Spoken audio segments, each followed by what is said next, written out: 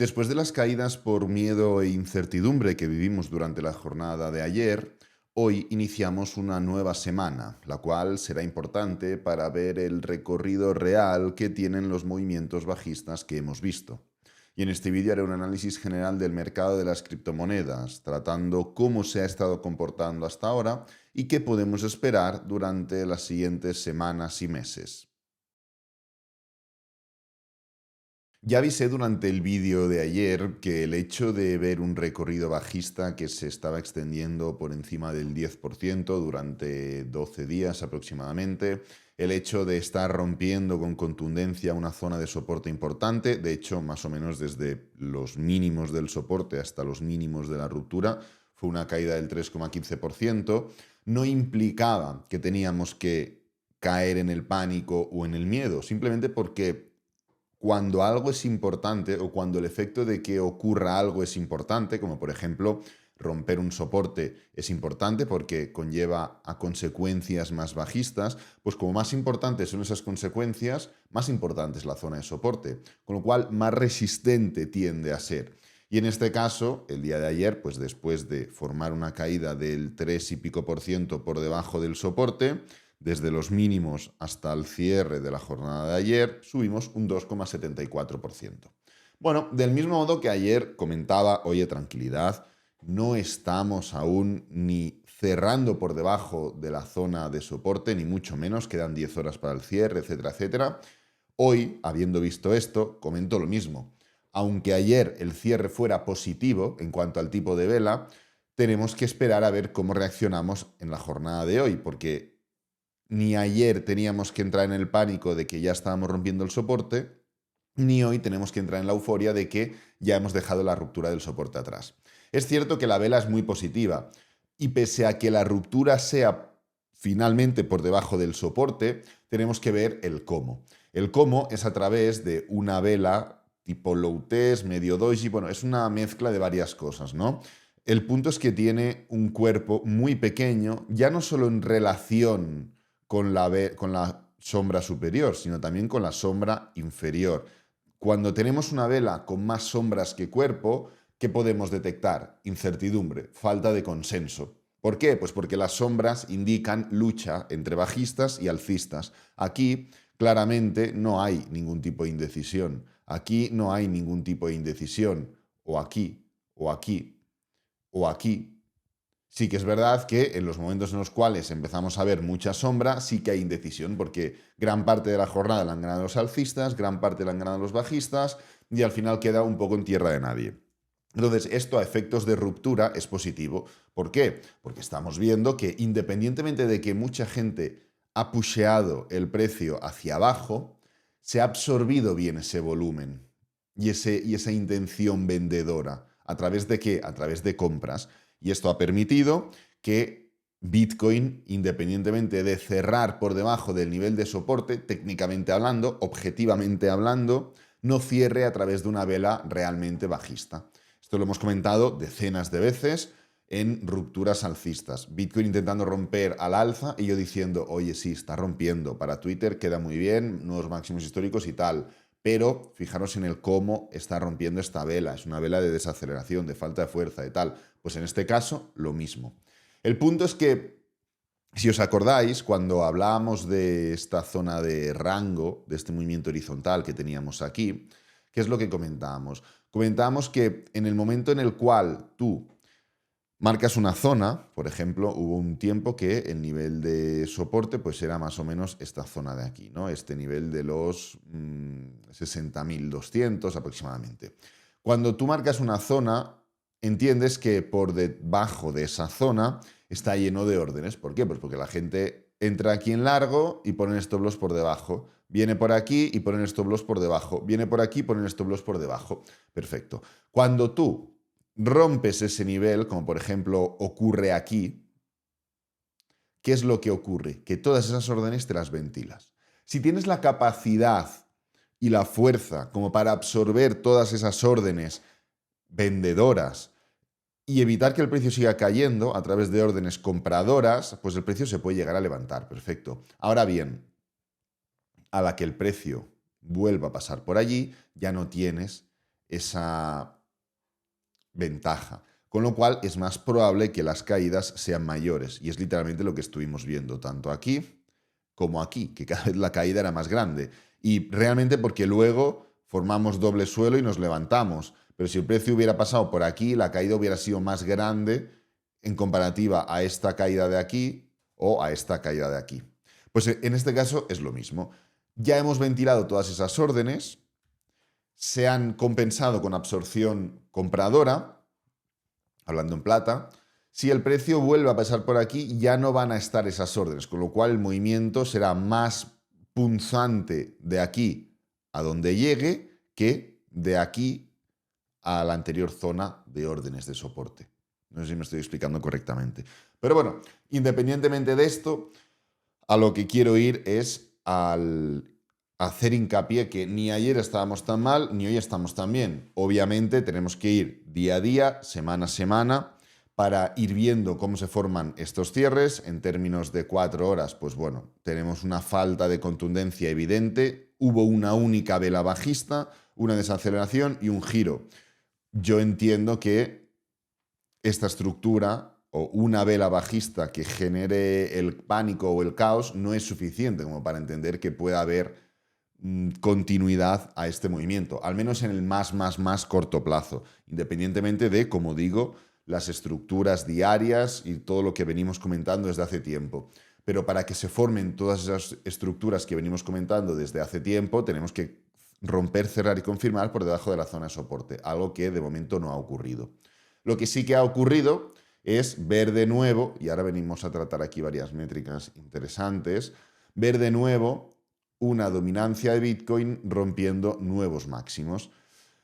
El tema con la dominancia de Bitcoin es que, como he comentado tantas veces, es una métrica, no es un activo operable. Y esto genera que, independientemente de que podamos tratarla bajo los mismos conceptos generales que utilizamos a la hora de analizar Bitcoin, por ejemplo, o el euro dólar o el oro, no podemos ser igual de rígidos porque sigue siendo una métrica. Y en el caso de la dominancia, fijaros qué es lo que ocurre normalmente cuando la dominancia rompe o intenta romper por encima del máximo anterior antes del pullback. Entonces voy a ir marcando líneas de grandes máximos anteriores, no de todos los máximos, sino de grandes máximos anteriores, para que veamos un poco qué es lo que suele ocurrir cuando la dominancia intenta romper por encima de esos niveles. Y es que en absolutamente todas las rupturas, menos en las tres primeras, perdón, aquí tenemos una, aquí tenemos otra, y aquí tenemos otra, menos en las 3 primeras rupturas en las cuales la dominancia estaba arrancando, en todas y cada una de las anteriores rupturas de máximos anteriores claros, es decir, 1, 2, 3, 4, 5 y 6, en las 6 siguientes rupturas, en total, hemos roto 9 veces esos máximos. 3, bien. En las otras 6, hemos visto como el precio, al pasar por delante de ese máximo, independientemente de que la vela era alcista, luego, ¿en qué entrábamos? En caídas o en desaceleración. Caídas o desaceleración. Caídas o desaceleración. Caídas o desaceleración. Desaceleración. Caídas o desaceleración. Caídas o desaceleración. Es decir, lo normal sería que el precio de la dominancia se medio pueda estancar en el corto plazo. Obvio, no tiene por qué ser así sí o sí, y más después de formar esta desaceleración, pero la realidad es que las últimas 6 veces que hemos intentado romper por encima de los máximos anteriores, de los máximos claros anteriores, es decir, después de levantarnos y caer un poco, pues al pasar por aquí hemos roto, pero hemos entrado o en una desaceleración o en una caída.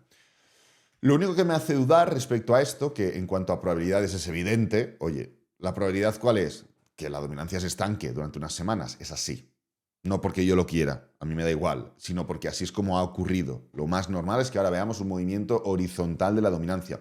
Lo único que me hace dudar es, ¿esto ha contado ya como ruptura? ¿O al ser algo de última hora de la semana pasada, tenemos que ver una semana de ruptura y luego a partir de aquí entramos. Es decir, hablando mal, ¿desaceleraremos desde los 66 o desde los 67% de dominancia? Esa es la pregunta. Bueno, esto es lo único que me hace dudar. No lo sé, evidentemente, no tengo ni idea. Simplemente sé que lo más probable es ver una dominancia estancada más pronto que tarde. Algo que es más determinante de lo que parece porque tiene afectaciones directas en el resto del mercado. Si la dominancia de Bitcoin se estanca, ¿bajo qué circunstancias se estanca? ¿Qué está haciendo Bitcoin? ¿Qué están haciendo las altcoins? Será importante verlo. De momento, como hemos estado analizando ya decenas de veces con la línea ADI de avances y retrocesos, línea en la cual podemos ver hablando rápido, el número de criptomonedas que acompañan el porcentaje de criptomonedas que acompañan el sentimiento del mercado. Es decir, tenemos la capitalización total de mercado de color azul y tenemos la línea de avance y retroceso. Si la capitalización de mercado avanza, pero la línea de avance y retroceso cae, significa que cada vez más altcoins están cayendo, con lo cual cada vez menos altcoins están acompañando este movimiento en cuanto a capitalización. Bueno, evidentemente es una línea que, sobre todo, tirando al top 25 y sobre todo aún al top 100, está destinada a cada vez caer más. Simplemente porque hay mucha rotación. Esto no es el SP500, donde tienes 500 empresas y pueden ir entrando y saliendo de vez en cuando, pero son 500 empresas y ese es el índice. El top 100 de capitalización en altcoin, o sea, en criptomonedas, es una jungla, literal. Y van entrando, van saliendo, van subiendo, van bajando, van escameando, van rugpuleando, van subiendo mucho por no sé qué, luego caen mucho por no sé cuántos, con lo cual es una línea que tiende a caer. Sin embargo, independientemente de tender a caer, cuando el mercado es alcista, la línea acompaña, y el mercado ha sido claramente alcista y la línea ha seguido cayendo. Y esto lo hemos analizado decenas de veces y era uno de los argumentos principales oye, es que no hay all-season, no existe, son los padres la all-season, no hay nada de eso. Y ahora podemos ver cómo, de nuevo, la línea de avance y retroceso vuelve en el top 100 a formar un macro mínimo decreciente, algo que ya estaba ocurriendo. Fijaros que mientras, y esto ya lo tratamos, mientras la capitalización de mercado subía, corregía un poco y se levantaba, ¿qué hacía la línea de avance y retroceso del top 100? ¡Pam! Plano, doble techo. No es serio. Y ahora, evidentemente, a la que ha caído la capitalización de mercado, esto se ha desplomado. A ver, top 25 lo mismo. Así es, el top 25 está por debajo de estos mínimos de aquí. Imaginaros que Bitcoin estuviera ahora mismo por debajo de los 74.000. Pues así está la línea del top 25 de avances y retrocesos. Y el top 10, pues lo mismo, 3/4 partes de lo mismo. Igual no tan agresivo, pero también claramente bajista. Algo que nos indica y nos resume los motivos de estar viendo esta dominancia de este modo, de estar viendo orders entre Bitcoin de este modo, total 3 menos USDT entre Bitcoin de este modo y total 2 menos USDT entre Bitcoin de este modo. Nos da pistas, ¿no? Por así decirlo. Estamos en un punto importante en el cual si comparamos, fijaros,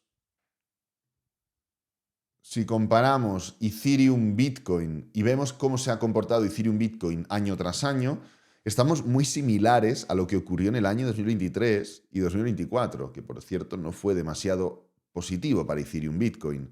Fijaros ese movimiento bajista inicial, esa especie de corrección y esa caída importante. Este año, ese movimiento bajista inicial, esa especie de corrección, podríamos estar dentro de una caída importante. A ver, lo que está claro es que necesitamos ver este movimiento bajista en pro de ver una continuación alcista clara. ¿El tema cuál es? Si no se convence al inversor y al retail de que realmente esto tiene potencial, y para convencerlo, yo creo que todo lo referente al balance de la Fed tiene que ponerse en marcha, lo hemos comentado decenas de veces también. El momento en el cual Ethereum Bitcoin en el anterior ciclo fue capaz de girar, fue capaz de subir, fue el momento en el cual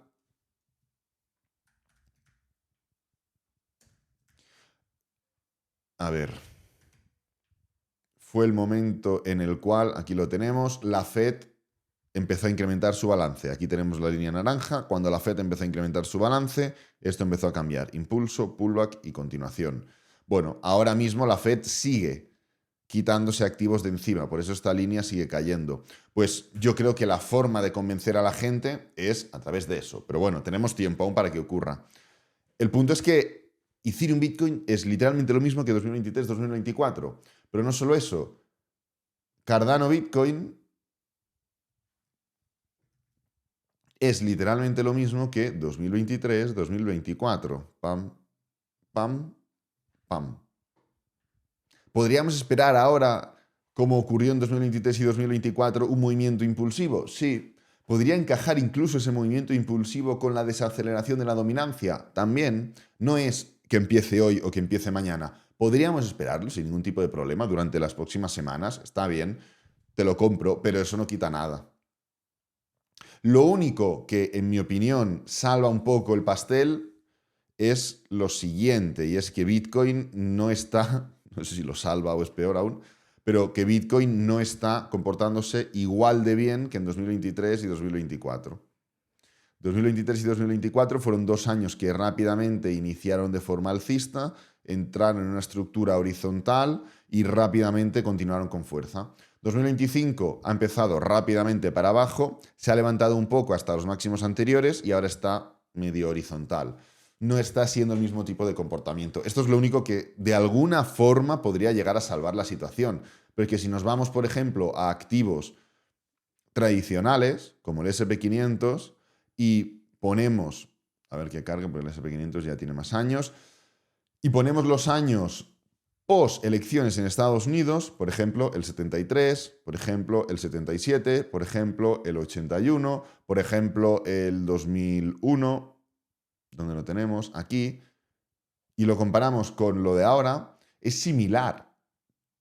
¿En qué sentido es similar? En empezar un poquito para arriba, barra normal, caer rápidamente con fuerza, formar un gran movimiento correctivo y desplomarse.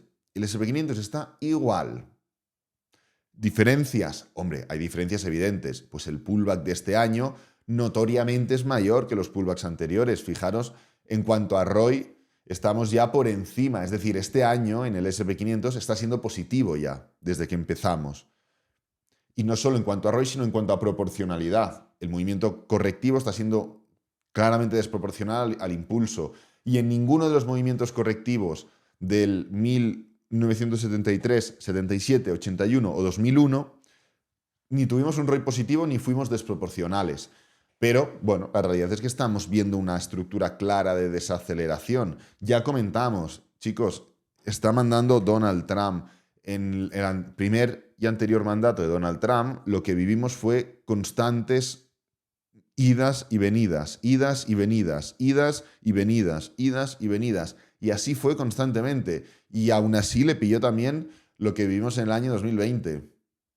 Que eso pues entiendo que no fue culpa suya, pero vaya, también se lo comió. Pues ya tenemos una ida, tenemos una venida. Comentamos en su momento, independientemente de que esto haya sido una caída importante, yo dije, primero, es probable que esto no sea el mínimo de este mandato de Donald Trump. Es lo que yo consideraba. Segundo, en el caso de que este sea el mínimo de Donald Trump, esta no será la caída más importante, del 21%, 21-22%. Estamos empezando ya a desacelerar en el SP500. No significa que esto tenga que hacer así, pero la desaceleración es el paso previo al giro. Evidentemente, oye, ¿por qué no comparas el SP500 con el año 1980? Pues sí, podría ser. Fijaros, aquí lo tenemos. Es lo mismo, literalmente es lo mismo también. En cuanto al año 1980. Ahora bien, en el año 1980 no mandaba Donald Trump, con lo cual, por mucho que este año pueda seguir siendo positivo, pese a todos los peros que estoy poniendo, creo que aún así veremos un movimiento correctivo mayor. Si no es en el 2025, será en el 2026. Y ya está. Es simplemente mi opinión. Así que nada, Recuerda que abajo en el primer comentario fijado y descripción del vídeo encontrarás otros enlaces de interés, cursos, tutoriales, formaciones, estrategias de trading, todo contenido 100% gratuito para que sigas formándote sin necesidad de invertir tu dinero. Este vídeo lo voy a dejar por aquí, espero que te haya gustado, que te haya servido, que es lo importante. Si es así, dale me gusta, suscríbete, compártelo con amigos, con la familia y nos vemos en el próximo vídeo. Adiós.